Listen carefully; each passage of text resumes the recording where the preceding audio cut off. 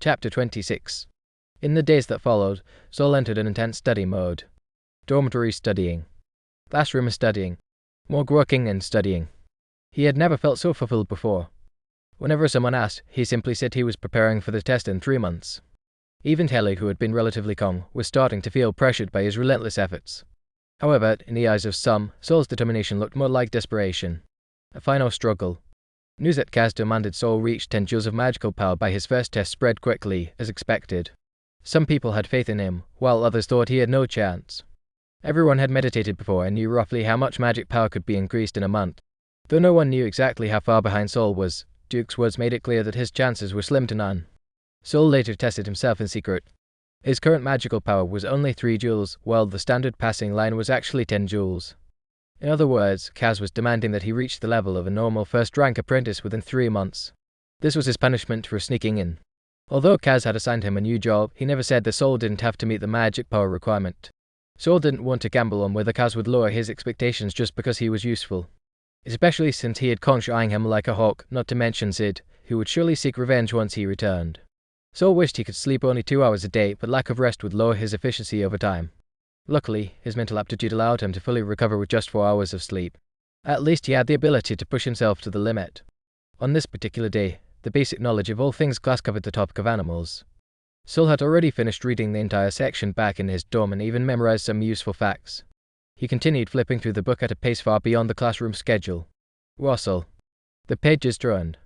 Ghosts and monsters. Saul was stunned and immediately began reading carefully. In stories and movies from his past life, morgues were notorious for supernatural occurrences. While he hadn't encountered any actual danger in the morgue yet, strange things happened there all the time.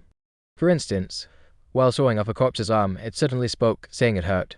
If not for the fact that the corpse had already been cut in half, Saul might have tried to find a doctor to save it. At the time, all he could do was take 2 clothes and stuff them into both halves of the corpse's mouth. Lately, he had been deeply engrossed in Grimm's understanding of sorceress body modifications and the guide to corpse refinement, making him especially sensitive to the word ghost. The end of life is generally divided into material death and mental dissipation. Mental dissipation occurs in various forms. When it is not entirely controlled by the will of its original self, it is called a ghost. When it is controlled by another will, it is called a monster. When the material vessel is destroyed or lost, ghosts can temporarily inhabit other objects, commonly dolls, clothes, or corpses. Dolls. Reading this, Saul thought of the little wooden girl doll used to test mental strength. Was there a ghost inside it? Could he borrow it for research? And what about the color-changing trash can in Kaz's lab? Was that a ghost or a monster? Fear often comes from the unknown. After days of studying, when Saul recalled that terrifying night in the lab, his fear had been replaced by curiosity. He quickly skimmed through the entire Ghosts and Monsters section and found that most of it focused on categorizing their types and traits. Explanations like the one he had just read were rare. Perhaps it was too advanced, something first-rank apprentices weren't ready for. Nearby, Kelly happened to glance at his progress. "You've already finished reading the Ghosts and Monsters section." Her mouth fell open as her eyes darted between Saul and his book. "Just skimming." At that moment, Saul made a decision. He looked toward the second-rank apprentice at the front of the room, who had already finished summarizing the lesson and left the students to self-study. Then, he glanced around at the increasingly empty classroom, where some people were either slacking off or dozing. He quietly packed up his things and whispered to Kelly, "I'm heading back first." Kelly opened her mouth as if to say something, but Saul was already hurrying away. She pouted, then looked down at her introduction to rune construction, deciding she should at least master all the basic runes first. Having a strong mental aptitude made learning fundamental knowledge much easier. Even though she knew Saul was still struggling to increase his magic power, she couldn't help but envy him a little. Senior Mark. Saul rushed into the lab with an armful of books. As expected, second-rank apprentices rarely attended public classes.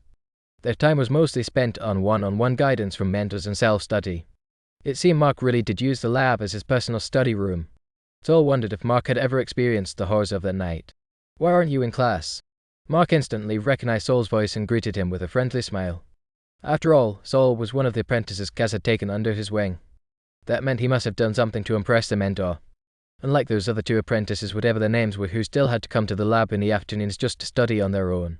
Mark had already taken a fair amount of tuition from them, but he hadn't even bothered to remember their names.